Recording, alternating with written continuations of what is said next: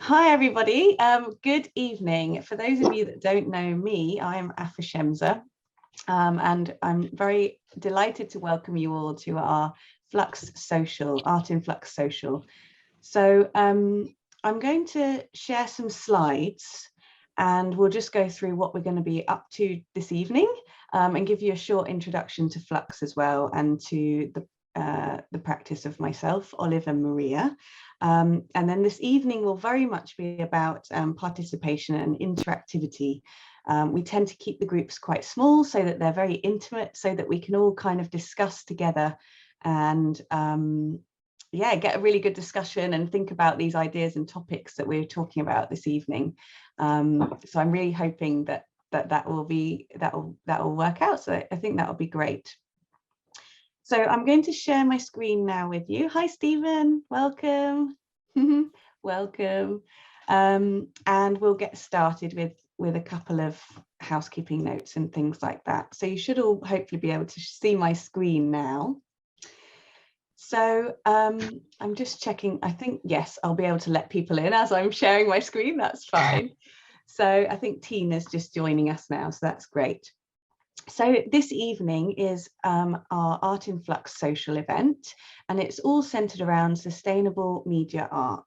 And it's one of my research interests, so I'm really excited to bring this to you guys and to have a think about how we can be more sustainable in our art practice. And we're going to be discussing that this evening. I'll share some slides, talk you through some of the things that I've been working on in my own practice, and also share some sort of methodologies and ideas for how we can be more sustainable. And then we'll kind of move into a discussion and a talk between us where we will hopefully commit to a sustainable action that we think we could do moving forwards in our own practice, and share some ideas and knowledge between us, or difficulties or challenges that we might face, and see if we can kind of problem solve those things between us. So before we get started, because I think there are a lot of new faces this evening, we'd love to just introduce Flux and who we are and what we're about. So we're going to do that first, and then we will hop into the more meaty theme-based subject. So, and I think it's always quite nice as well. So I've introduced myself as Aphra Shemza. I am a multimedia artist as well as curator and co-founder at Art in Flux. And this evening, I'm delighted to be here hosting alongside my colleagues, Maria Almena and Olive Gingrich, who are here alongside me, and you'll get to meet them as well and hear a bit about their practice. So in my art practice, I work with light, abstraction, and interactivity, and you can see some of my artworks there. So a couple of housekeeping notes about what's happening this evening. So we found that selecting the active speaker mode is quite good when somebody is doing a presentation like I'm doing at the moment. So you'll see the speaker and the slides. But then once we come into the kind of sessions where we're all discussing together, it's quite nice to select the gallery view so we can all see each other's faces and kind of have a bit of a conversation. The session is going to be recorded, so if you do speak, you will be recorded, and a copy of that will be shared with all the attendees after the event. And of course, feel free to ask questions and make comments in the chat, but it's also quite an informal event. So you can always raise your hand. That you can either do that physically if you've got your camera on, or you can raise the little blue hand icon and we can come to you and ask you to speak. You can unmute yourself and speak at any point, really. We'd really like to encourage that. So for those of you that are new to Flux, we've just got a short little presentation. I'm sure some of you have seen this many times, but we would love to introduce you to what we do. So founded in 2016 by Maria Almena, Olive Gingrich and myself. We are 5 years old this year. We're so pleased to have had our 5th birthday. Art in Flux is a community interest company run by artists for artists, working at the intersection of art and technology. When we began, there was a loose forum of about 30 practicing artists, and now we have grown into over about 2,000 artists practicing all over the UK. we've created a platform for media artists to collaborate with key institutions and universities as well. And these are some of the partners that we've had over the years. And it's really important for us that we've kind of provided a platform for artists to work with these types of institutions. So I'm now going to hand over you to Olive, my colleague, who will just tell you a little bit more about his work and also the work that we've been doing with Flux. Thank you, Aphra. Yeah, I'm Olive Gingrich. I'm one of the 3 co-founders of Art and Flux. I'm also a practicing media artist and a researcher, and I'm focusing specifically on mixed reality, neuro art, visual sound. In my work, I work a lot with the Art Collective and Alema Group for the last 10 years, really. And just now, we've received some funding actually from HRC to continue our work on participatory art forms, which I'm really excited about. So that's going to be the focus of my upcoming research and practice over the next 2 years with the NHS and other partners. But yeah, what do we do with Flux? So today we have our Flux Social, which is our most intimate type of events. Our Flux Socials are really forum for artists to mainly exchange ideas, talk to each other, and also provide support for each other. So we've been running these really from the outset, and I think it's one of the key pillars of what we're all about, is this idea of a community of mutual support, really. So they're very light touch and very interactive. So we'd love for you to, when you feel like it, maybe after the presentations, to also switch your cameras on and share from your own practice what you're interested in. We also have larger curated talks where we present some of our practices to the public. We've been hosting these together with partners over the last 5 years as well, from the Computer Art Society to the Royal College of Art, Laser London, Central St. Martin's. We've had a lot of different partners, and this for the last 2 years, actually, we had a residency at the National Gallery. And these National Gallery X talks, they are larger curated talks where we're focusing on our own research practices. And then we're inviting other speakers to talk about their work in the context of the National Gallery. And recordings of these talks are all available on our website and the National Gallery's website. And they're absolutely fantastic. And Aphra's last talk was actually about sustainability and media arts, radical ecology. And yeah, this recording will also be soon available online. And I'm going to hand over to my colleague Maria Almena to talk to you more about what we do with Art and Flux on her own. Thanks, Olive, and good evening, everyone. I'm very excited to be doing the last social this year. I think it's so relevant that we are doing it on this concept, as now more than ever, we artists have to contribute, how to resolve the climate crisis we humans are got ourselves into. So hopefully we are also have the solutions. So yeah, I'm Maria Almena. I'm curator here at Art in Flux. I'm also director and artist at Kimatica Studio. My practice combines performative experiences, interactivity, and the human body. I explore perception, rituals, embodiment, and the subconscious. Flux workshop program makes our artistic practice accessible to the wider public, contributing to educating and inspiring local communities. We have recently created also an offering on online workshops to make our educational programs accessible to all. And you can learn more if you are interested on the workshops that we provide. You can go to our website and check what we've done. Since 2018, Art in Flux has curated also exhibitions annually. In 2019, we co-curated the Event 2 exhibition celebrating 50 years of the Computer Art Society. And last year, our first ever virtual exhibition was part of the Arts Electronica Festival.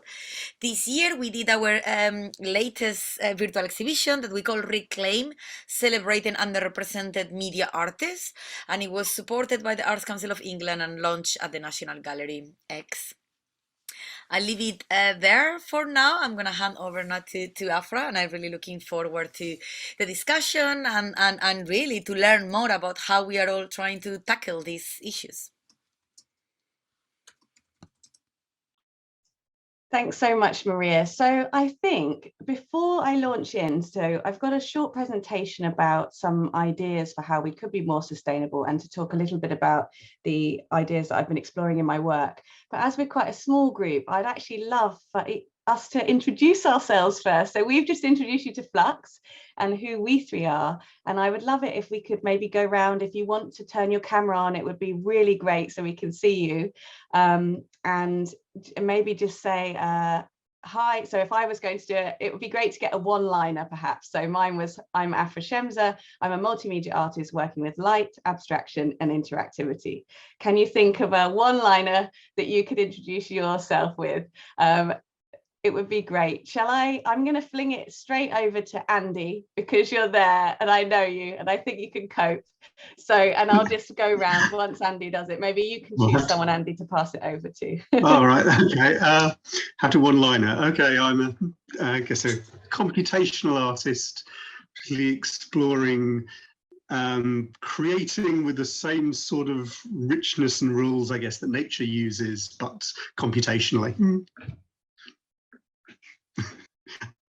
Fantastic. Thank you so much, Andy. That's great. I know it doesn't explain the richness of your work, the one-liner, but it's great. We can just get that going round. So I guess one particular interest today, though, is I'm particularly interested in creating sculpture, actually doing things virtually and physically, but physical sculpture, which then does get into issues of how to make that practice sustainable.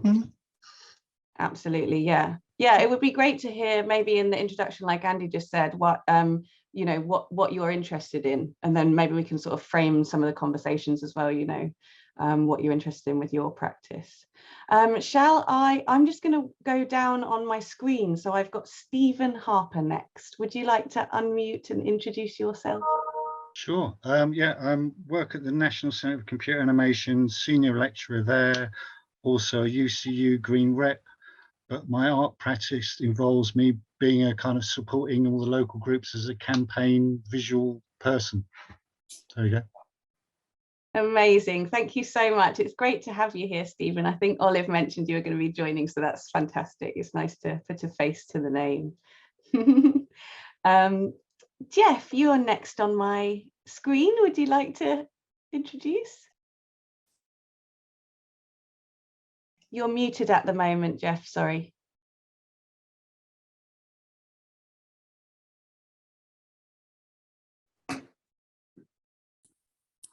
Hello. Okay, we're on. Yeah, I'm Jeff Davis. The moment I'm a researcher at UAL, Creative Computing Institute in Camberwell, London. I've done computer art for a long time. I've got work in the Computer Arts Archive. Just started doing NFTs, which is obviously energy intensive. So I'm kind of interested in this topic as an artist. But I would say that digital art, this is a long sentence, by the way, digital art is innately computing, and that whole industry uses a huge amount of energy. So I think it's a topic within a bigger topic. On the sustainable side, I used to do green eco building at one time, one of my many things I've done. And I was a founder member of the Sustainable Development Committee or Commission, which was a government quango. And, you know, that went really well, but of course it got shut down eventually and that doesn't exist anymore. But we were looking at green building technologies and that kind of area. So, and also I think there's a big infrastructure area. And I don't think artists should feel too guilty about whatever they get up to be quite honest. So that's my angle on it. Thanks so much. I think it's really, absolutely, you know, we're just a small part. We're not going to be solving the entire climate crisis in this event. Why the guilt then? You know, everybody's so worried about it, but it's not a big issue for artists, I don't think. It's difficult enough to make anything, let alone worry about then the energy footprint of what might happen with additions or whatever, you know, I think. I think it's good to be mindful of what you put into the world, and whether you choose to do it or not, you know, and choose to go one way or another. At least it's just a consideration, I think, at the beginning. No, for me, that feels like a good way. But thank you very much. It's great to welcome you here. I think we're going to get some really good discussions, and I especially wanted to talk. So a lot of the presentation that I'll be doing is more about hardware, electronic hardware and materials, because that's my areas of specialism. But I'm actually really interested in picking your brains to think about digital art, and whether there are, you know, more green platforms for NFT production, or storing things not in the cloud or locally, or not using Google and using Ecosia search engines, you know, things like this, that maybe together we can think about a kind of resource for digital artists, because actually I'd really like to sort of discuss that and maybe build something together. So yeah, sorry, I've just gone on then. I'll get back to the introductions. Fionn, I think I might be pronouncing your name wrong, but please correct me. Fionn, that's right. And I'm a multimedia artist, fairly recent into sort of working with VR since kind of 2019-18. And my background is I'm Irish diaspora. I live in London and I've lived in France. And until COVID struck, I was working mainly out in China, and working a lot with the notions around collaboration and positive collaboration. And thematically, my work is often about the sort of the personal and the macro histories of the movement of peoples across the globe. I'm the lead artist with Amaze Artists Collective, and I know you've met with Maureen Kendall, who's another lead artist in the group. And so we've been working for the last 18 months, creating a sort of online digital platform which would replicate sort of museum experience, but in a way that really empowers the user. So. Great, thank you so much. Yes, I've just been on a call with Maureen yesterday, so it's really nice to meet you as well. It's been great to hear about what you're doing. So welcome. Thank you. Thank you. Can I ask Al? You're the next on my list to introduce yourself. Yes, I should be able to, I believe. Hi everyone, I'm Al, and I'm a multimedia visual artist. I mainly work around themes that relate to sex work, censorship, BDSM, kind of like the queer gaze, if you may. And I've been working with technology within my practice since I finished my BA in multimedia, like 3 or 4 years ago. I do a lot of QR codes, I do some AR, but I definitely want to get more into generative, kind of like more proper computer art. And I'm very, very curious about, you know, NFTs, how do you offset that? And because a lot of my practice is about bringing the virtual into the real world and vice versa, how do you make whatever you're using as a device in the real world as sustainable as possible? And how do you make it, you know, the cloud is very expensive to maintain in sustainable terms, but it's also fantastic for people to have access to stuff there all across the board. So that's my 5-liner intro. Thanks so much, Al. That's great. It's really great to have you here. Welcome. I have Toby on my list. Hi, I'm in Chicago. Wow, welcome. It's noon here, basically. And yeah, I work with plastics, a lot of collected and self-generated and donated plastics. And I've been working with them for about the last 7 years. I'm mostly a sculptor, but I also translate many of my sculptures into drawings and sometimes combine them. And I am interested in the conflict between process and sustainability with my practice, because I work with an organization called Organizing for Plastic Alternatives, which is a small local group, which I can channel my activist energies into, but I'm working with plastics. Need I say more? I just got a point there. Isn't plastic already recycled? It's kind of a waste product of the oil industry. Therefore, you're recycling something already. So yeah. You're a recycling artist. Yes, absolutely. Absolutely, yeah, thank you. It's so great to welcome you from across the pond. Yeah, fantastic. Now I'm going to have my lunch. Great, I have Dougald on my screen. I don't know if I'm pronouncing your name right, sorry. Please correct me. It's okay. It's just another way of spelling Dougal, but yeah. I'm a forest artist. Until fairly recently, I was a teacher, science teacher, environmental science, and then worked with eco-schools, inspecting eco-schools in Scotland. But now I'm retired and concentrating on forest art and the idea of phytoremediation, both in terms of what the trees can improve in the landscape and what they can do for people, because I mean, I take the phytoremediation right through to forest bathing in that sort of broader sense. And if that can be more directed to increase people's apperception of nature, because people think they're connected to nature, but they're not really listening. And I think taking the difference between perception and apperception is what I'm interested in trying to further, as well as the sustainability of trees, in the sense that a tree can measure and record for hundreds of years data that would be very expensive to measure and record it any other way. And who knows in the future that the recordings that we could set up by planting more trees could be very useful to the people that follow us, if that makes sense. Absolutely fascinating. I think it's really interesting for us as a group and a community as well, a lot of artists working with technology, to also talk with artists like you working in the natural landscape, because I think maybe some of our practices as well is a little bit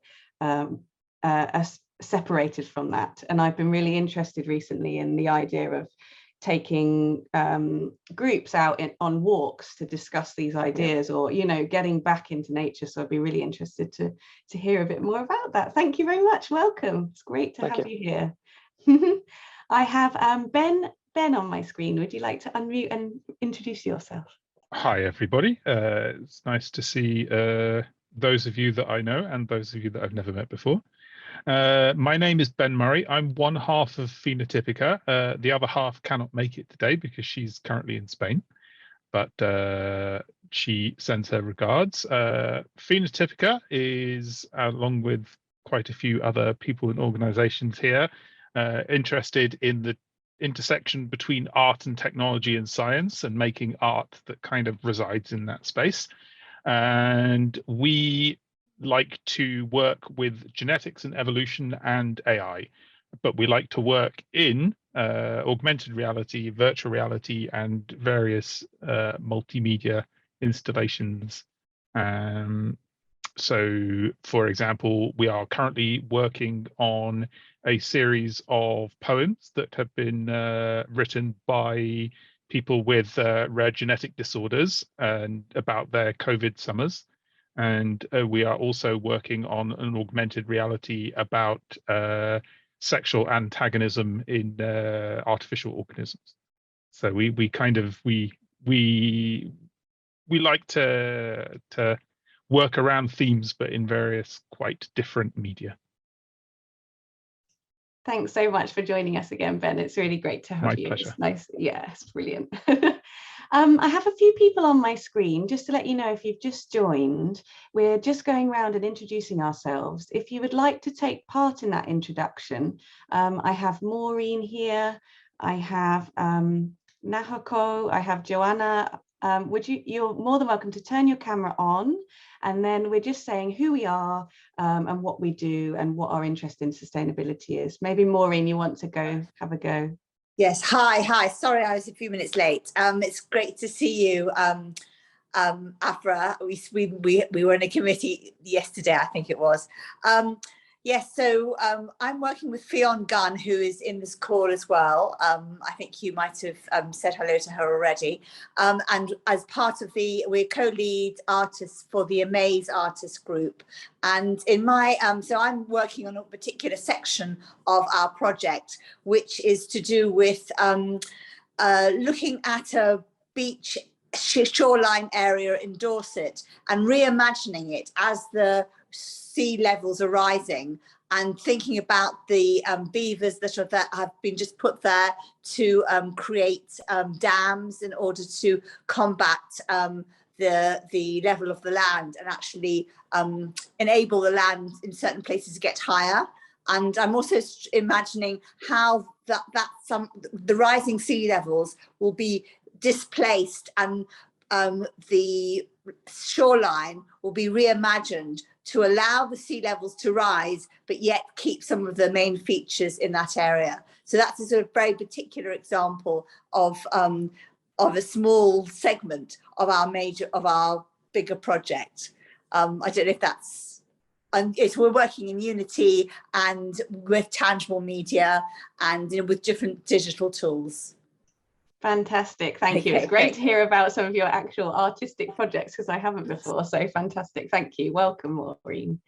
Great, I have Nahoko on. Did you want to introduce yourself?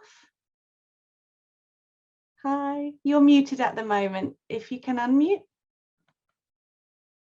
Okay. Hello, everybody. I am an artist who is in London, UK. I was born in Japan. What I'm good at is portrait painting. I specialize in portrait or painting. I think the human body is the most beautiful in this world. I'm good at drawing human figure and portrait. And I love oil painting. I can create oil painting with my unique touch. I can paint using the mixture of styles from the East and West. I also like to draw shapes, smell, mood, and light that stimulate my sense. Most importantly, I have paint all my work, and I'm recently interested in NFT art, and I'm local NOK company. I'm chief artist and creative director. Nice to meet you. Fantastic, thank you, welcome. So I think you're in the right place for being recently interested in this kind of art, so welcome, it's great to have you here. I have Joanna, do you want to introduce yourself as well? Yeah. Hello everybody, my name is Joanna Palmer, and I'm an installation artist. I do interactive installations as well as large-scale sculptures and also installations out of recycled materials. I do work with perspex, and I try and avoid as much as possible to consume plastic. So as much as I can, I try to recycle materials that come from film sets or from industries that work with theater and events, because I know there's a lot of waste within that area. I do work in those areas sometimes, and being aware of the waste they do, I think it is important to try as much as possible to give a second use to what is left from their installations as well. So yeah, I've been doing really fun things with objects and materials that get loved second time. Amazing, thank you so much. It's a great reuse and recycle culture, I think, and definitely using things from those industries as well. Thank you. Sharma, are you here? Would you like to introduce yourself? Do you want to? Can you hear us? Hi guys, sorry, joining in impromptu. Hi, I'm Dr. Sean Rahman. Really happy to be here. Hopefully more in person as we go along. My interests, I'm a scientist and an artist. I work in a lot of music, but I also work a lot with wearable technology. And I collaborate with our wonderful Flux artists here, including one waving right there, Oliver. And we're working on something called Zeitgeist, for example. So this is a neuro art piece where we are detecting your mental state of flow from brain sensing wearables, and then showing you this through an audiovisual sculpture that's been in various guises, both digital, sort of online, presented by Flux as well, and also kind of physically, but still digitally in a hologram. And then I have an art science creative production agency called Jugular Productions. We like making interesting theater, immersive events, conversational kind of salons. And then I have a startup called NeuroCreate, where we are essentially looking at building AI human co-creative systems, trying to essentially help the creative process through interactive AI. Mostly it's been in the language space, and now starting to look a little bit more in the visual space. I think it's quite a lot, but No, that's great. Thank you, Sharma. It's great to have you here. I've just noticed that my grandma has just joined, and I'm just wondering, my grandma, Mary Shemza, is also an artist. I don't know, Grandma, if you want to introduce yourself, if you know how to turn your camera on or anything like that. I don't see you've got a microphone, actually. So I think you're going to be a fly on the wall then, but just to welcome my grandma. She's a painter, and she's fantastic. I'm very biased, obviously.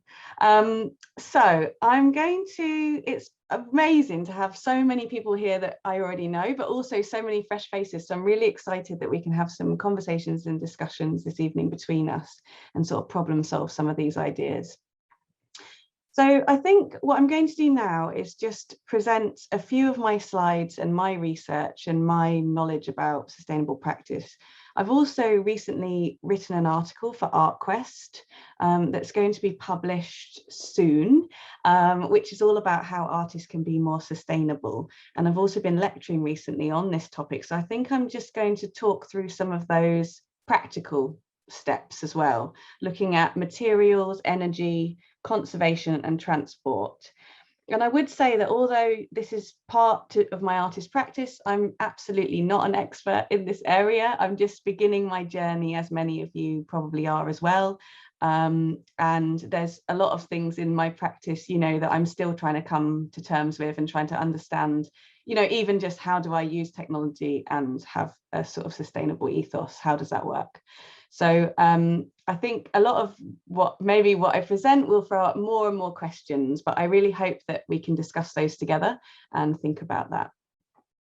So I'm just going to share my screen again, and I'll just take you through some of these slides. And feel free to write things in the chat or unmute yourself or raise your hand, and we can just kind of go through these. So yes. I've told you all those things already. So, why are we talking about this? I think Maria mentioned that this is a very relevant subject, and I don't need to really talk to you or tell you that climate change and global warming is happening right now. And this is not a drill, to quote Extinction Rebellion. We're seeing freak weather occurrences, obviously, all over the globe, and the displacement of people in often the most impoverished of places. And I think that we in the UK have a really historic debt to settle. We're the last generation of people who could make a difference and slow down global warming to try and prevent the extinction of our species. Now, of course, we're not going to solve those problems this evening, but I think we can think about maybe being more mindful, or what the place of art has in these discussions and topics. We saw earlier we're December now, aren't we? We saw in November that we had the COP26 climate summit in Glasgow, which saw world leaders come together to discuss and sign a climate deal agreement. And the deal was signed by all these by all of these figures, which was a great achievement. But the agreement was meant to be to stop the Earth warming higher than 1.5 degrees. And if all the measures were actually put in place as fast and as quickly as they need to be, we'd still be on track for a 1.8 degrees of warming. And we found out in a lot of the talks as well, for countries like Barbados, 2 degrees is basically just a death sentence for those countries and those smaller islands that are already kind of being affected hugely.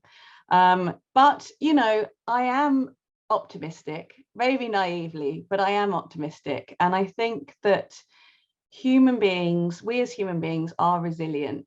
And I think that we do have the knowledge and skills to do the work needed, but only if our resources, only if the money is put in the right places, right? So it's difficult, and it's not something that we as individuals can potentially take on as a global issue. But, you know, what has this got to do with art? So I think that art is a tool with which we artists are able to explore and raise questions about our human existence and all the lives and societies that we inhabit. It's possible to view art as a place where future possibilities or utopias could be imagined and explored, and that we as artists are in a unique position to experiment and to potentially lead the way forward for other industries to kind of follow us. The artist Oliver Eliasson said that art is a practice through which vital aspects of society and life can be imagined, challenged, and renegotiated. And I've kind of been touching on this, I said utopia, didn't I? The utopian idea that art can change the world has perhaps become quite outdated now for a contemporary audience and creator. But perhaps it's still important for utopian ideals to exist today, but with realistic or practical solutions. And what's this got to do with media art? Well, I think that we're kind of right at the forefront of this discourse. We're combining art and technology together, and often we're looking for a synthesis between these two forms, art and tech. We're also like super excited by technology and progress and all these things that this allows us to do. And we're really excited, I'm personally really excited about how we could seamlessly integrate technology into our lives, so that there is not this kind of want to put my phone down and run off into the woods, or, you know, that somehow that there could be a balance between nature and tech, or the way in which we live at the moment. But at the same time in my practice, I'm forced into a dialogue with our throwaway consumer culture as part of my process. And I think this is where it gets sort of really interesting and difficult potentially. Oh, I just had somebody coming in on the waiting room there, so I'll just let them in. So in my own practice, I fuse methodologies from the past with new innovations to imagine what the role of art could be in the future. And I tend to see myself as a new modernist. Just as abstraction was meant to be a universal language for the masses, I've created a visual language for a new contemporary audience, one that explores the impact and legacy of technology on our world. And I don't seek to reject technology due to climate concerns. I rather want to explore how we might use it differently. And so you can see some of my works here. In 2019, I was awarded an Arts Council England project grant for my project Solutions for a Sustainable Art Practice. And here I learned how to swap out my two core materials, wood and plastic, for sustainable alternatives, working with solid wood, reclaimed timber, and recycling my own plastic waste.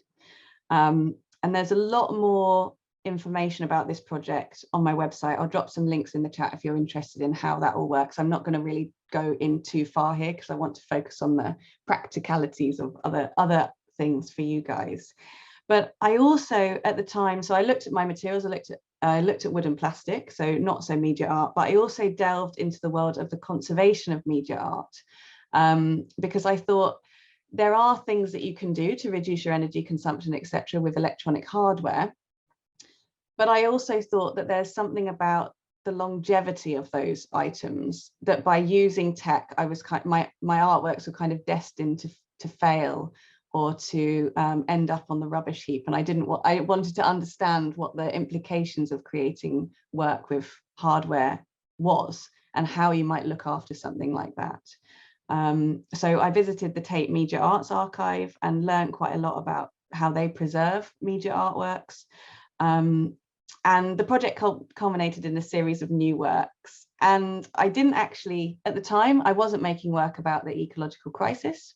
And that wasn't the point of the project. The point was to seamlessly integrate a sustainable art practice into my own. But what ended up happening was, of course, as soon as I learned more about global warming and the climate crisis, I wanted to make work about that. So the current climate, the piece in the middle with the tree stumps, is a data visualization artwork that responds in real time to news headlines about climate change.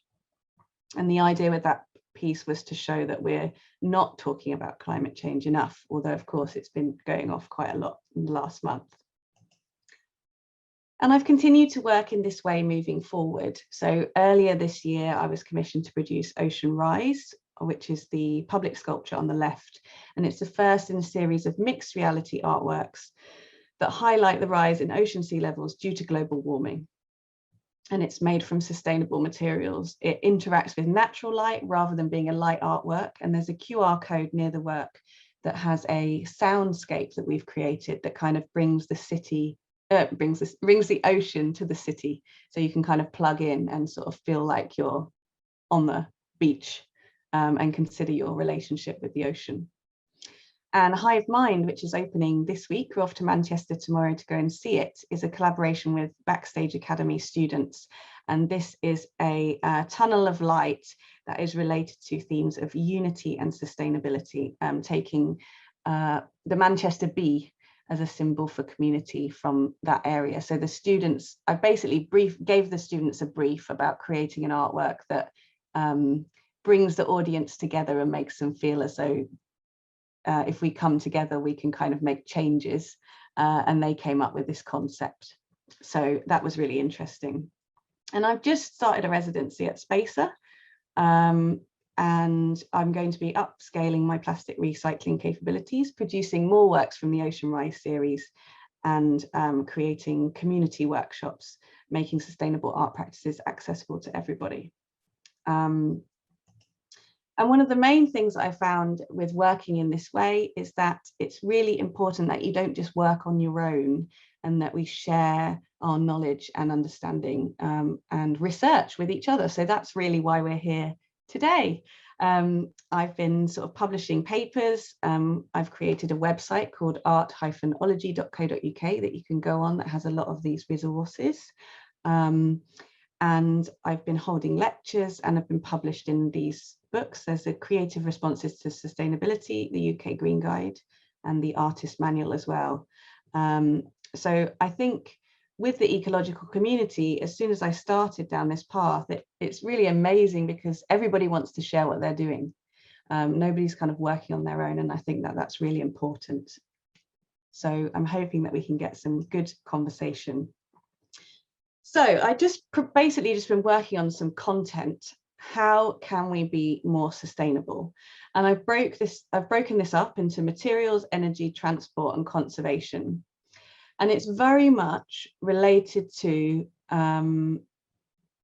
it's less related to VR, AR, digital art, and it's more related to my practice. So it's more related to working with real materials, working with physical materials and electronic hardware.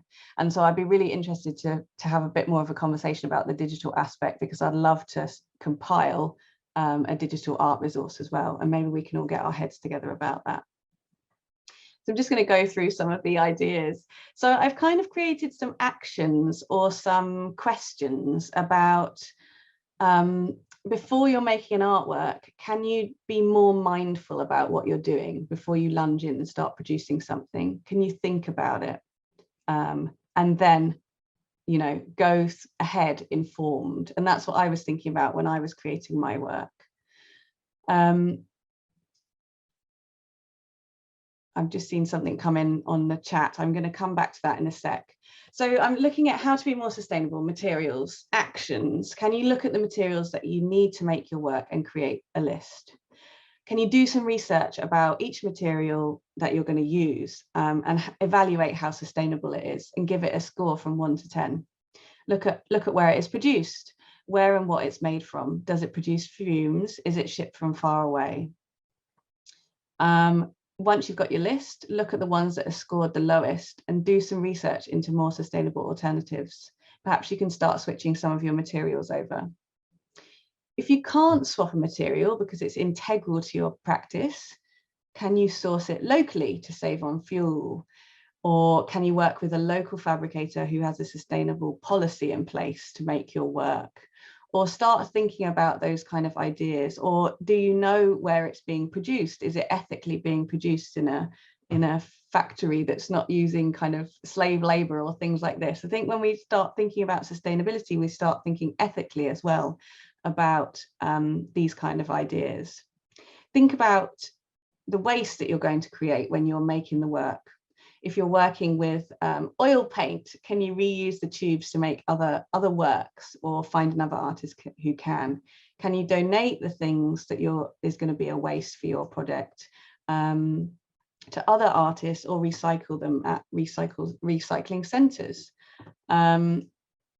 Thinking about, these were just very general ideas that I was working on for ArtQuest. So, you know, working with paper, try recycled paper. Working with paint, try reclaimed paint. Or purchase items from companies that return the empties. So Great Art, for example, you can buy some paint, use it, and then return the empties back, and they will recycle them. Work with resin, try bioresin. Work with MDF, try EcoBoard or plywood or a more sustainable alternative.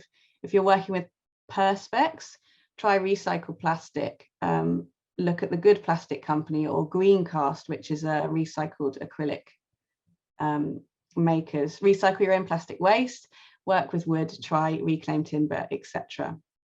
So these are some ideas for thinking about some of your materials and looking at how to swap them for more sustainable alternatives. Energy. Does your work need energy to power it? Can it be plugged into a green energy supplier at source? Because if it can be plugged into solar, like an energy supplier that's powered from solar or wind, that's great. Maybe that's all that needs to happen. But if you can't, maybe you want to think about power consumption. You can write a list of your components and start working out how much power you're consuming. Perhaps how much power you're consuming is negligible and you don't need to look at this. Or perhaps you think that this is something that you want to look at. I know with a lot of my earlier works and installations, I was just using as many lights as possible. And I hadn't thought about the amount of power that it takes to drive them. I just wanted to use lots and lots of light. But once you consider this at the beginning, you can do really simple things like, rather than using 60 LEDs per meter in an LED tape, use 30 LEDs per meter, because that cuts down in half. If you're using light, why not try using reflective materials instead of multiple light sources? If you're using electronic devices, make sure you've got a timer switch that means that your equipment is turned off overnight. If you're using projectors or screens or things like that, perhaps you can hire the equipment rather than buy it. So lots of people are using it. Transport. This is a really funny one that came up with the students, and I just thought it was really interesting. Could your artwork be smaller and therefore save on transport and materials? Like, I thought that was a really interesting thing, because it's just super simple, isn't it? But could it be smaller and still get its concept across if it's a physical artwork? Maybe that could translate into digital work as well. Could it be smaller? Could it be a couple of kilobytes rather than a couple of megabytes? Like, how does that work? Or can it be made modular so that it can travel in separations or travel light? Local companies to supply materials, and sharing on vehicles, vans, petrol, etc., bicycle couriers. And if you're getting your stuff around London, there's a few different kind of green couriers that you can look into using. And then with conservation, I think it's great with electronic hardware that all artworks travel with a passport of materials. It's like a certificate of authenticity that lists everything that the work is made of and whether these parts are replaceable or irreplaceable from an artist's point of view. If your work uses electronic parts, motors, or anything specialized, you should always have a box of these as spares in the studio in case any repairs are needed moving forwards. And you could even consider selling the work with a box of spares that travels with the piece as it changes owners. You can think about the lifespan of your work and make a conservation plan with the buyer. If you're a painter, perhaps you don't need to do that much conservation or think about that, because very little conservation will be needed in your lifetime. But you could consider your framing. You could frame with UV glass, for example, or direct your clients not to put your painting in front of direct sunlight. If you're creating public sculpture, then normally with public sculpture, you should create a maintenance agreement that outlines a plan for looking after the work moving forwards. If it needs repairs, what's going to happen? How's that going to work?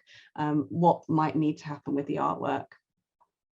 And I think conservation, there's been quite a lot done about museums and kind of institutions about what they can do to conserve work. But I actually also think it's something that the artists should consider as well. For example, Tracy Emin's works, that she works in neon, and she has a contract with her neons. When they get sold, they have to be serviced every year. So that's a great way to earn some money on the side, isn't it? To put a repair contract into the selling of the work, and then you have clients come back every year to have them serviced. Neon normally only really needs to be serviced every 3 years, but it's things like that, like making sure that your clients are aware that they might need to service things, and that this is put into a point of sale contract. You could give repairs for free, or as a media artist, you could guarantee the work for a certain period of time. I tend to guarantee the work for a couple of years, and then after that would charge a responsible repair rate moving forwards on my light art pieces. And all of my clients are aware that these items may break, you know, and that they need looking after. So those are just some ideas and thoughts I've been having. I know there's been some message in the chat. Fionn has said, I completely agree about making work in sustainable and non-polluting ways. However, beyond the materials themselves, imagining a sustainable art practice needs to address the issue of financial sustainability for artists themselves, for the artist-led community projects which are successful but then can't access ongoing core funding. Yes, absolutely. It's about sustaining ourselves as artists as well. And this is something that came up recently. We were talking, and I was discussing with Maria and Olive about if we imagine ourselves as a cell, as part of the global ecosystem, and we're kind of a cell of the earth, our self-care and our ability to be sustainable ourselves is part of looking after the global ecosystem. Does that make sense? I think hopefully I explained it. Yes, it does. And I think it raises a very important question, and that is when artists leave art college, within 5 years, the vast majority of them have stopped being artists. They've stopped having a practice, and it is very difficult to sustain. And I would say, you know, given my longevity as an artist, I'm now 62 years old, and it has been incredibly difficult to maintain a practice, which I have done throughout, but it's been, you know, really, really difficult in a way that has, I think, hampered the development of my work. And so I think, in a sense, if I go back to the use of materials, I use materials very gently. I reuse things, and I'm not wasteful, and I've had a long history of traveling with work which is modular and easy to assemble and easy to maintain and will go on not requiring much maintenance. It's fine. But even so, the practice itself, my practice as an artist, how do I sustain? And community groups which have had great success working with artists. I mean, I ran one myself, but this funding is not sustainable. So I think, in a sense, if we're looking at sustainability as an issue for artists, it's less an issue of the waste that artists create, which I think is fairly minimal. And it's more to do with the waste that society creates by not valuing its artists, and by not providing core funding and sustained funding for things that are important, and important not just for artists, but we haven't spoken about the users. We haven't spoken about our audiences and how they are responding to us. And for me, this is our projects, our vision is great, but if we don't have proper user experience measured and the input of ordinary people to say, this is something we want and we want to be engaged with, what we're doing is we're effectively creating a sort of ghetto for artists to be sidelined even more, because the problem is our creations are being mitigated by institutions. And so what we actually need is an institution or a forum or a platform where the user can engage with our work directly. And so, sorry, but that is a big bugbear for me, that, so many cultural institutions feel not accessible to many communities. Yeah, sorry. Absolutely, I couldn't agree more. And I don't know if, Jeff, you just appeared on camera, if you had anything to say in response. Or I was going to guide this, but actually it's really not. I think maybe if we have a bit more of a free form discussion, I think that would be good. Yeah. Yeah, hi everyone. Again, I really like your talk, Aphra. It's great. Very interesting, all those points about saving energy, really. Now, the problem is, I think, overall, excuse me, is that artists are public people. That's the whole point, really, is to communicate. So we're in a responsible position to set an example. I think that's part of it. But practically what we do doesn't really make any difference in the bigger picture, because the bigger picture is so much bigger. As Fionn said, it's hard enough to be an artist anyway and produce work without having also to take on board the whole global climate change problem, because we already have a problem in producing anything, let alone solve the climate change problem at the same time. Now, when you look at other industries such as crypto, for instance, now NFT came up a few times in the introductions. That is a concern now because it's a energy user in a very direct way compared to other arts, such as maybe the art you do, which is more of a physical art where you can choose your materials. When you engage with digital art online, it's completely in the cloud. It's completely in the modern infrastructure of technology, capitalism, global logistics, everything is connected. So one's individual input is tiny, beyond tiny, it's infinitesimal. I mean, Memo Atkin, for instance, recently brought up the issue of the energy use of NFTs, such that making one NFT is an enormous burden on the world. Now, in actual practical terms, it totally isn't, because it's such a small amount of energy compared to what is going on generally. So I think it's kind of good for artists to be responsible and produce sustainable works themselves. But with digital art, which is kind of the forum we're in now, really, that's what people are interested in currently, because everything is going digital, more or less. It's almost like, why do artists have to worry about this? I mean, I do have a background in professional sustainability, building green houses, and even doing that makes practically no difference. So let alone what artists do to put on the walls of those houses, when we were selling green eco houses, for instance, most people wanted traditional houses. They didn't want eco houses at all. So you've got this massive marketing problem with the audience, as Fionn said. What are the audience doing? The audience is actually the majority part of art, as far as I see. We're the artists. We've got to have an audience that is as big as possible. What they're up to is the main thing. If you look at Formula One racing, another parallel kind of consumer enjoyable thing that people do, only 5% of the energy use is in the races. 95% is in the logistics. So when you look at fine art online or, as a practice, the actual artist part of that is tiny compared to the logistics of the entire industry of art. So this entire industry of art, which is huge, is much, much bigger than what artists can affect.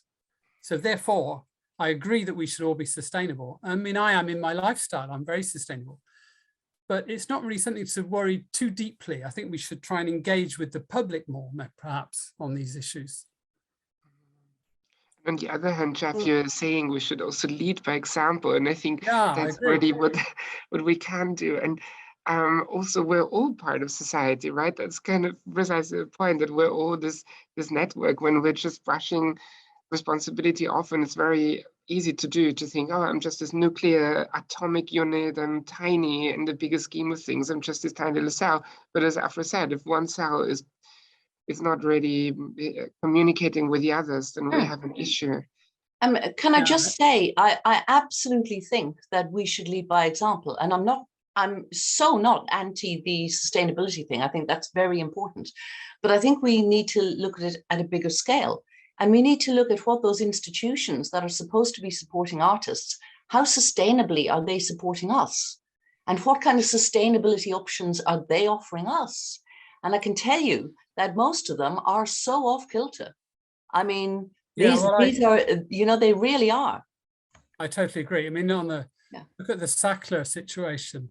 You know, the sponsors of art turn out to be terrible slave owners and whatnot.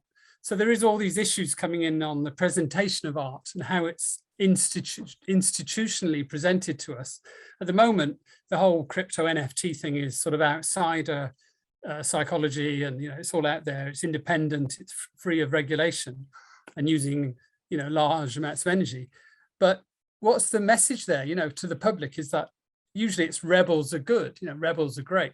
So does that mean crypto is great, or does it mean it's actually a bad thing because it's using too much energy? So it goes back to the Star Wars thing, isn't it, where who are the rebels? You know, is it Empire, is it the rebels? Who are the rebels? You know, who's good and bad? So I think sustainable and take all this on board and maybe present more complex answers to what's happening at the moment.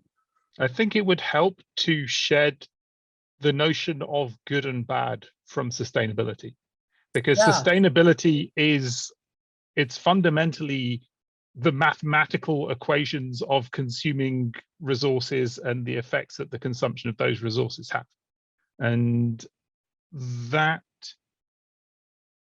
I mean, it's something that I think, I mean, you've already said a lot of what I wanted to say, but it's something that I think, no. I mean, I'm pleased that other people think in similar fashion. But I mean, in terms of artists tackling sustainability, it's like artists tackling any subject. We can choose to tackle this subject through example in the creation of our own artworks, or we can choose to tackle the subject of sustainability itself. And I think that has just as big an impact. I mean, one of the things that we do quite a lot of in our practice is public engagement, working with universities about the kind of scientific output and public engagement scientific output. And I think that's actually a very important role for technologically affine artists at the moment.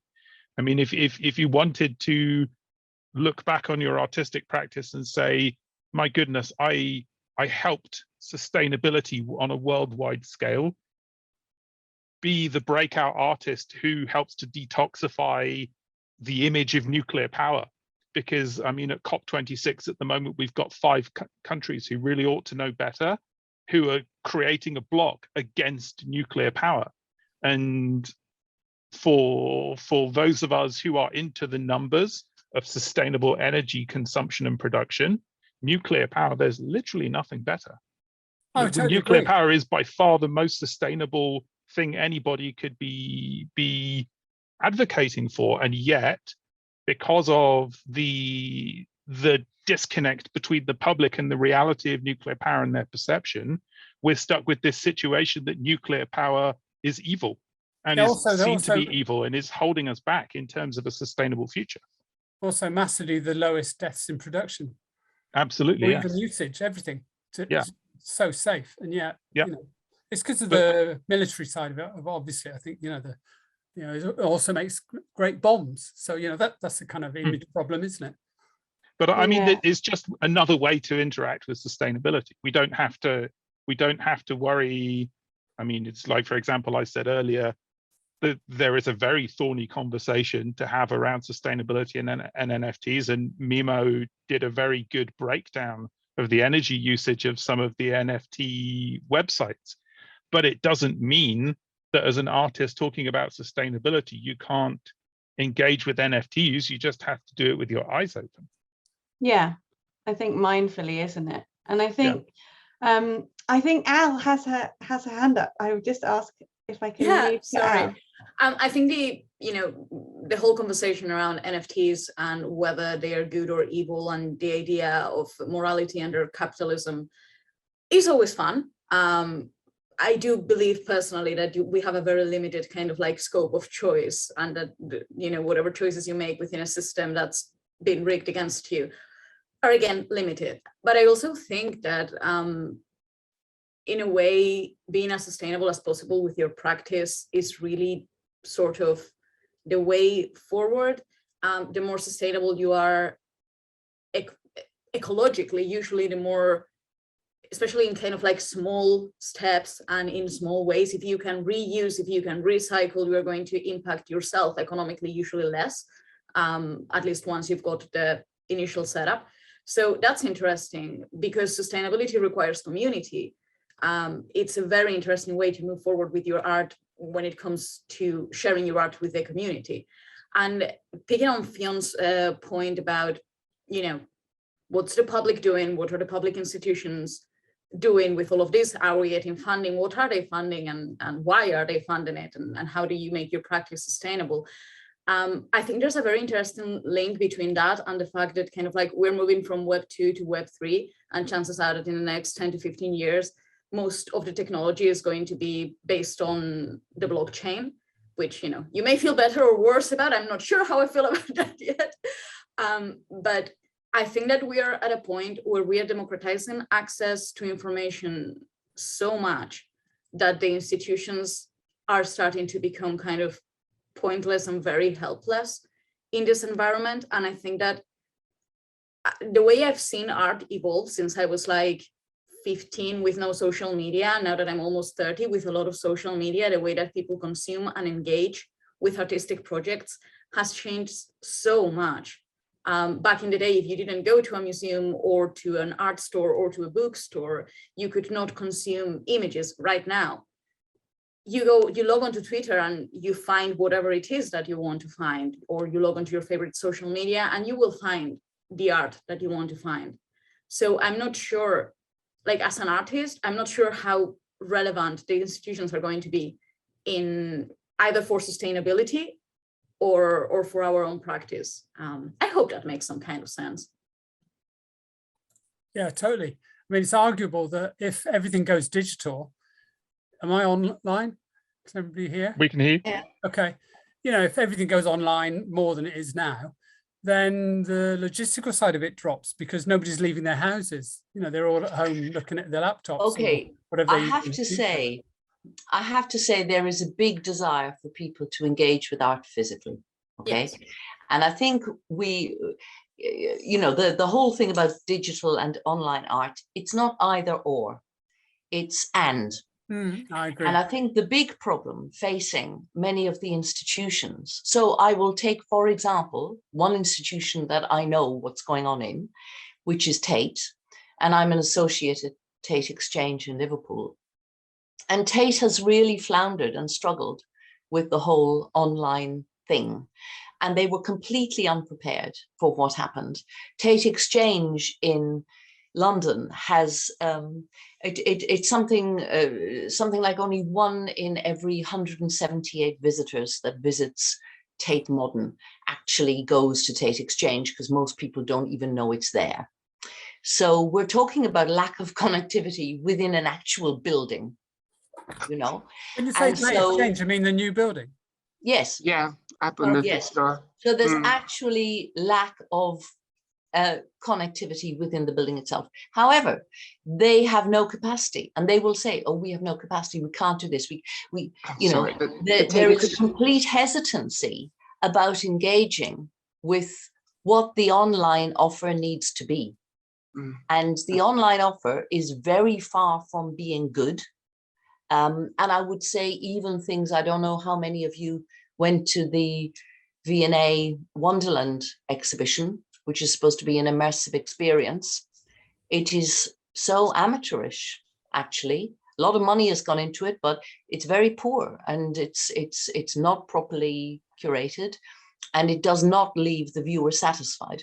And I actually went around and I asked the invigilators when I was there. So I love talking to invigilators because they always have, you know, they come out with the, immediately they kind of say, oh yes, people really enjoy the exhibition. And then I say, oh yeah, but what about this? And then they go, oh yeah, that's true.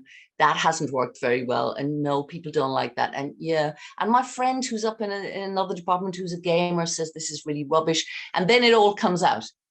You know, but we can view this as an opportunity. I mean, this is well, the institutions are starting to learn how to do this, but they are, I mean, for example, there's the Computer Game Museum in Berlin, which is a real exemplar of exactly what you can do with this kind of playing with interactivity and art.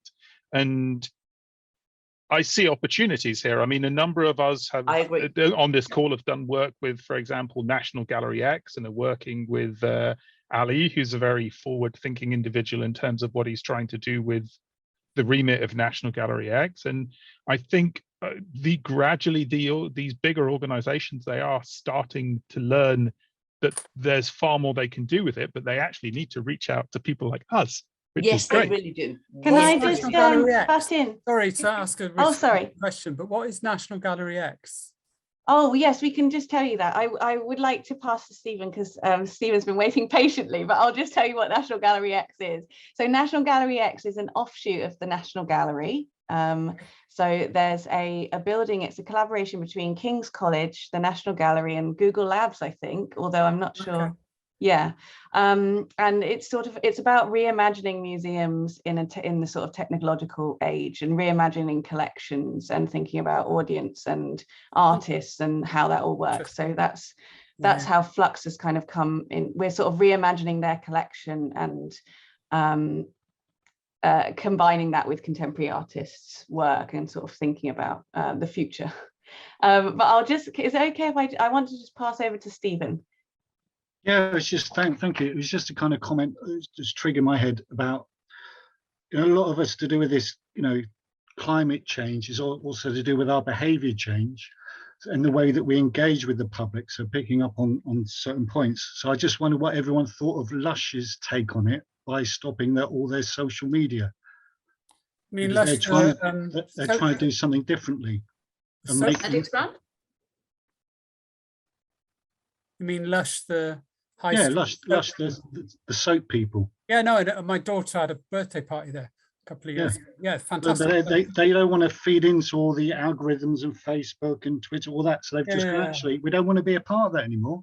That doesn't represent us. We want to see people directly or contact them. Yeah, exactly. Like I said, a party at their place, you know, it's amazing.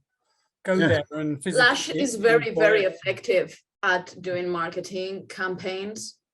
They are very good at with their PR image, and in the last couple of years, because there's been certain transphobia associations with some of their funders, they've been dealing with a lot of heat on social media. So I do wonder, you know, up to which point is this a PR exercise, a very intelligent PR exercise that's going to allow them to distance themselves from that aspect, which was not like helping with sales. And which bit of it is like an actual effort for humanity. That's really interesting. I've not heard that at all. So that's a strategy then. I don't know. I don't work in Lush. I would have thought so. Yeah, that makes sense. Again, I think it's interesting, isn't it? Andy, you put your hand up. Do you want to respond to this? Oh, I can't hear you. I think you're muted. Right. Yeah, I guess to sort of responding to this, and I guess the whole, okay, we can't personally change the world, but also being an exemplar, being, you know, almost that responsibility, or if you're communicating, you've got to, you know, what can you do? And I guess back to Thomas Mimo Atkin as being, you know, someone who's calling out, I guess, the potential computational waste of some NFTs, and some of it is actually really quite horrible when you look at some cryptocurrencies. The amount of energy required to generate a token can be quite alarming. And then Mimo, and I suppose the story is less known, is, you know, he is actually doing NFT art now himself, but he's almost like seems to be walking the walk of saying, like, you know, blockchains based on proof, proof of stake rather than proof of work as being, you know, massively reducing the amount of energy required in computation. And he's, you know, a lot of people just seem to be saying like, oh, but that's not here yet. And they say, well, it is here yet in some forms, and Memo seems to be actually directly doing that. It's like saying like, okay, here are the forms of NFT which are far more sustainable, far less energy, you know, horrifically kind of inefficient, and there are ways you can do it already. It's not you're just saying that Ethereum and things like that, you know, isn't on proof of stake yet. Well, move on to a different platform. There exists and things like that. So I think there's that sort of thing of being, yes, we can't personally, individually change the world, but can we have responsibility to be a good example, you know, be responsible, you know, and is that yeah, I think that's so important. I mean, on that note, on NFTs, I think some of our colleagues have done a lot of research into this, right? Rachel Linton, who's not here today, she's been looking quite a bit into different platforms, and there are Hick and Nunk and others that are more eco-friendly, and there's also currencies that are being developed. It's not my core area of expertise, but I know that there's actually quite a lot out there now. Da Vinci, I think, is one of them that is supposed to be a bit more eco-friendly. Maria, I know you've looked into this as well. Yeah, so it's not all black and white, and yeah, sure. I mean, I launched into NFTs with my art deliberately to get to grips with it all, and I found that the NFT platforms, I approached like scores of them, like loads of them, to see who would present new digital, well, actually reformatted digital art with form of videos, and yeah, Hick and Nunk were fine, except they disappeared about 17 days ago, and the whole site went down and reappeared, and there's all like problems with their site. Calamint, which is, these are on Tezos, which is a different blockchain which uses proof of stake. If anybody wants a discussion of NFTs, then I'm happy to do that outside perhaps of this conversation, because it's a bit technical. But I found that Known Origin, who I ended up on for the initial releases, they had an energy policy, which is quite interesting, because in their energy policy, they technically managed to reduce minting costs by quite a big amount. So that was good. They also had loads of quotes from UN statutes on sustainability and how artists are part of transforming societies, which is true. And that's where the public engagement comes in, because, you know, you can sit around thinking, oh yeah, I'm going to save some energy, but unless you're communicating this as a mission to people. Anyway, I use Known Origin, who actually are on Ethereum, and it's not the greatest one to be on, but they have a really big audience, and it's curated for artists, and that's good. So from an artist point of view, they're a good platform to be on. Whereas the other main ones for low energy use, I find very poor to work with. The user interfaces are terrible. They disappear and then come back again. You know, they're hard to get on. Solanart, which is on Solanus, totally ignored me completely. And I'm a sort of established artist. You know, if I'm ignored, then how is an unknown artist going to get onto these platforms? So the big growth in NFTs is because completely unknown people, non-insider people, can get their art out there and be successful. So that's where democracy comes in, which was mentioned by people in this context. You know, if you have democratic art, you have a huge increase of art. So you have a huge increase of energy use. Is that good or bad? Should they all be suppressed and there's only a tiny number of people producing art? You know, does art automatically have to only see itself in the lens of good or bad? Isn't one of the functions of art to hold a mirror up to what is? Yeah, I was just talking energy use there, really. But you know, if energy use is now seen as bad, then we should never leave the house. You know, basically, which maybe we will all be in the metaverse. Well, I'm not sure all or nothing approaches really do anything to further the discussion in general, because we can't just stay in the house forever and ever. Just saying. I also wanted to mention that I find philosophically very interesting that NFTs and crypto and all of that is algorithmically based on scarcity, digital scarcity that needs to be created and proven in order to have something of value. And I just find that very interesting and funny, and ecologically speaking, quite fascinating. You're talking about Bitcoin. Not all blockchains have limited coin numbers minted. No, I'm talking about the concept behind, well, the idea that an NFT is one particular moment in time. The token, yeah. Yes, it is associated with a token, and the idea that you can own that because it's more scarce than a digital image that can be copied over and over and over again. I think that says a lot about where we are at as humanity. I think so. Yeah, really interesting. I think this discussion has been absolutely fascinating. I wonder if there is one commitment or something that we can make to each other about our own practices that we think we could change, or we think we could do differently, or anything that maybe has come up that we would like to address in our own practice moving forwards, or contribute to the discussion in some way of how to be a more sustainable media artist.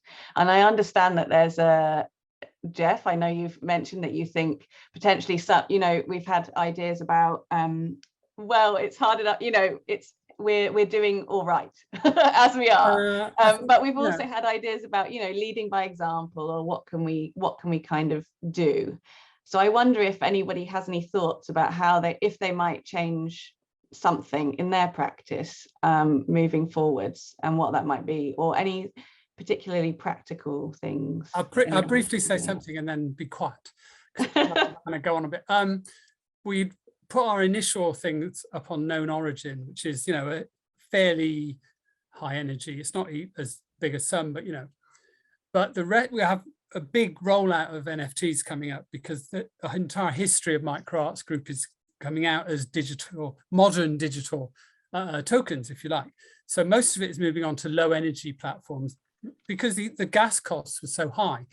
Now, the way the market works with crypto, because it's all market based, is that if it's popular and expensive, then your gas costs go up on a proof of work platform. So at the moment, the gas cost to produce individual tokens is quite high.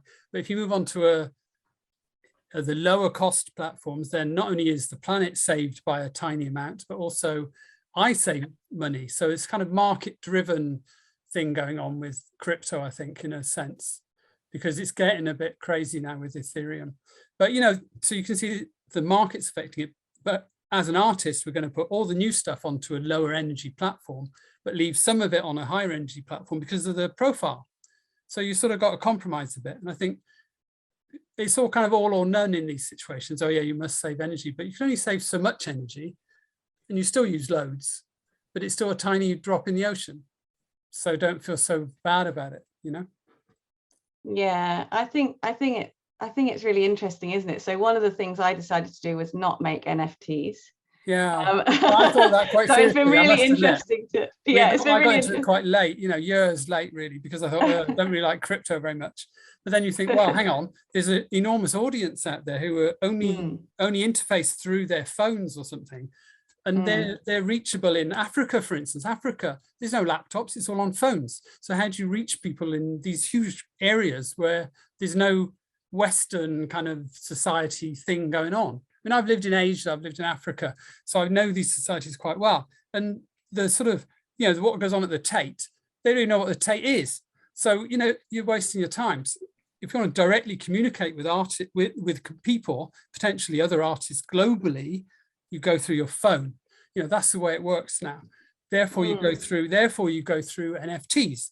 There's no other market. There's no other space to do it in. Yeah. You can't put a website up and expect people to visit it. That's not going to work. So I just went for it and dived in to see what would happen. I wholeheartedly disagree with that. Well, can I also just say that there is a difficulty for us as artists, because there's been a big tendency, and I think I've seen it grown over the kind of Brexit period as well, of people saying shop local, buy British, that kind of very reductive view of the world. And for the years when I was showing out in China and curating exhibitions with artists from East and West together, we had to, because we had very little money, and even though we had funding, it was very low, we had to come up with easy ways to transport work. So you're always unstretching canvases, or you're sending digital work and getting it printed out there. You're doing all those kinds of things.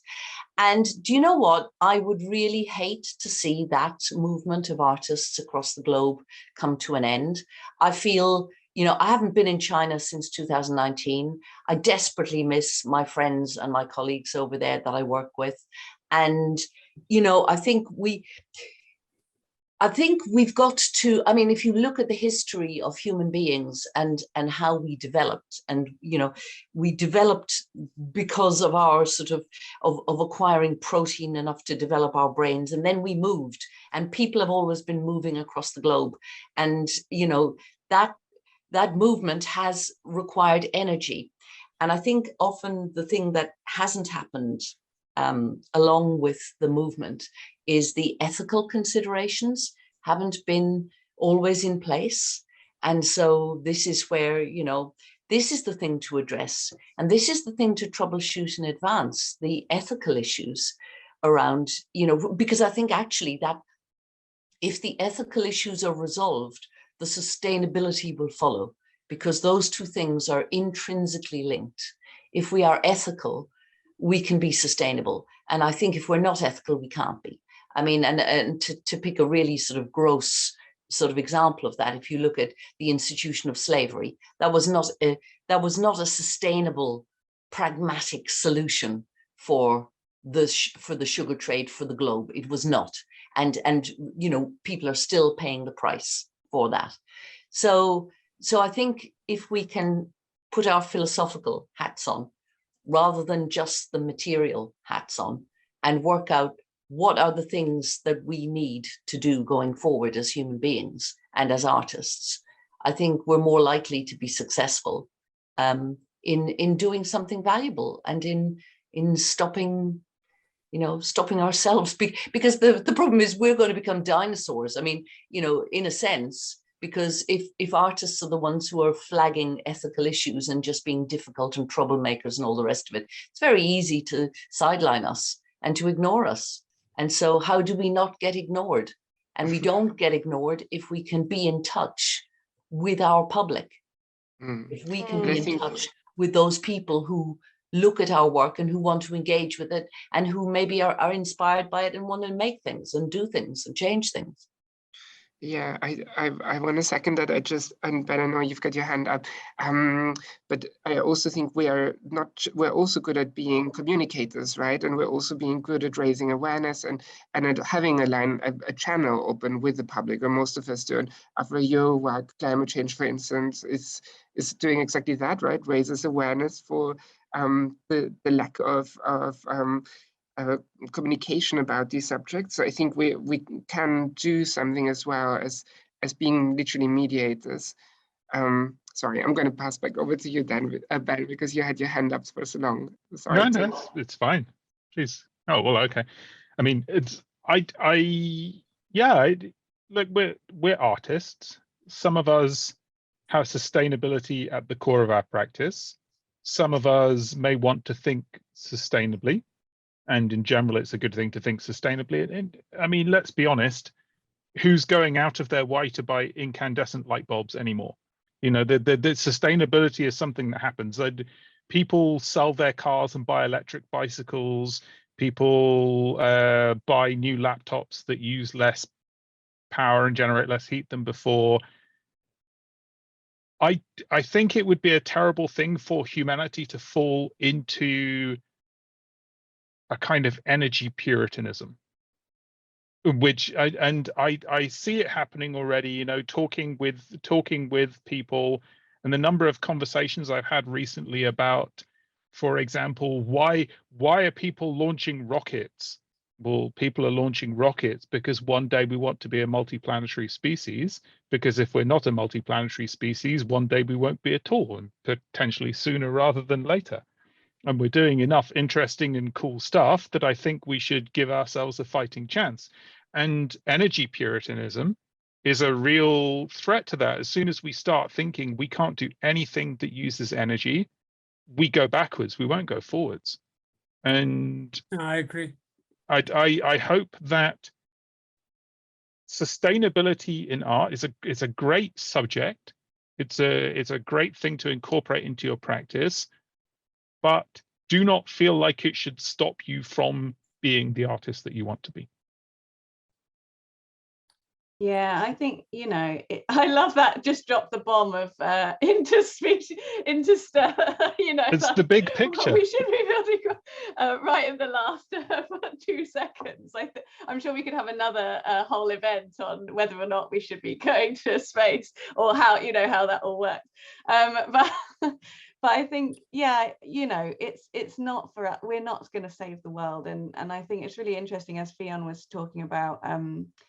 Ethical, it's a caring society, isn't it? It's a duty of care. It's caring for one another, no matter who, you know, caring for human beings, caring for our animal, you know, cohabitants, caring for the plants, caring for the natural environment, caring for the globe. And if we consider ourselves to be part of that whole ecosystem rather than set aside from that, I think that sort of brings everything together. I noticed, Andy, you have your hand up, so I might just let you have. I think we're wrapping up, so I'll let you speak before we do that.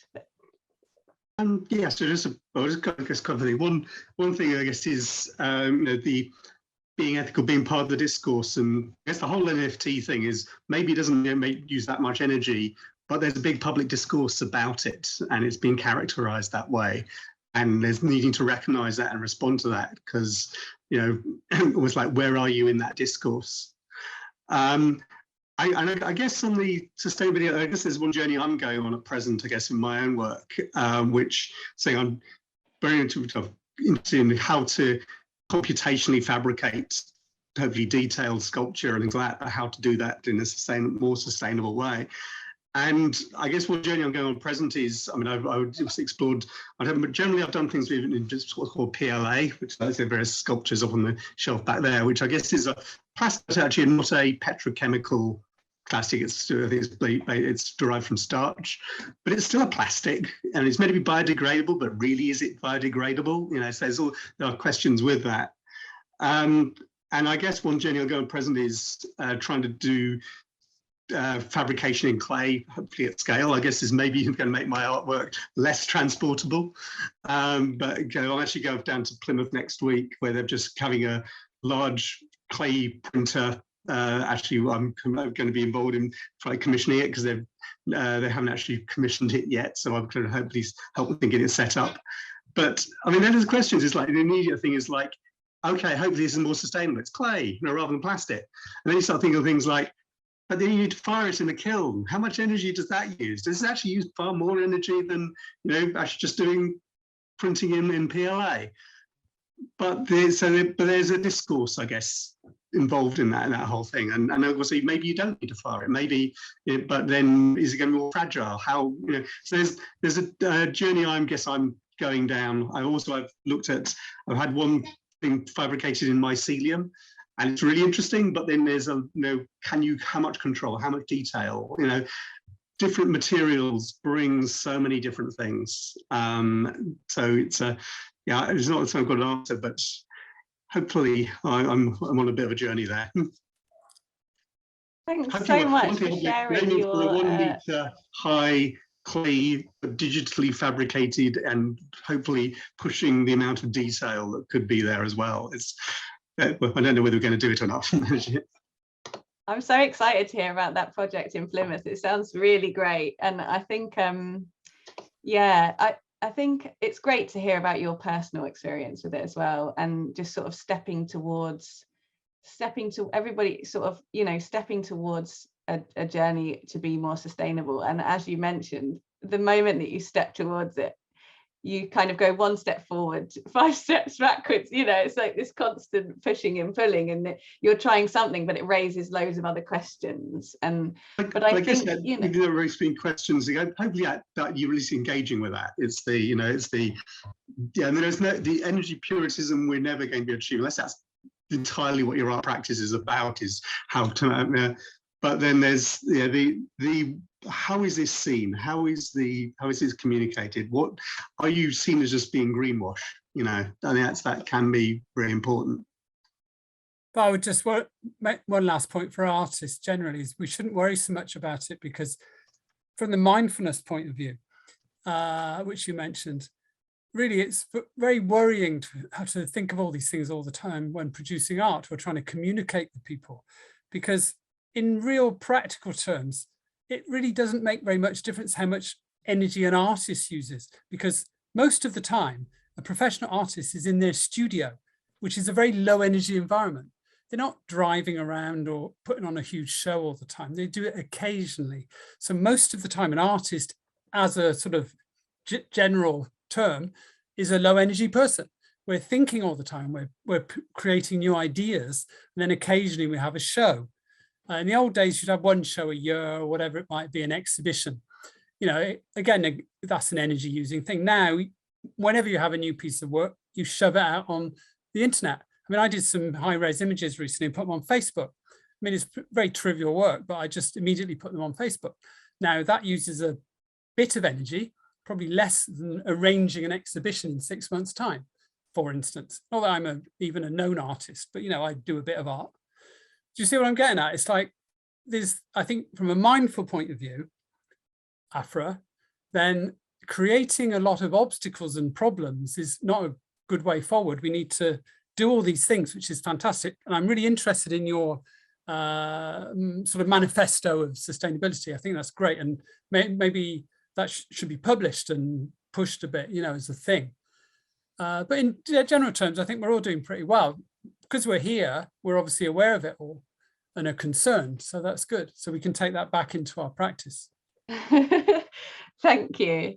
I think really, for me, I would like to lead by example. And for me, it's very important to incorporate these ideas within my practice and have that be a kind of point of my practice to disseminate, to have these conversations and discussions and to think about how I might do things more sustainably. Just as a way to use art as a way to imagine future possibilities and kind of experiment and sort of raise questions, because I don't know,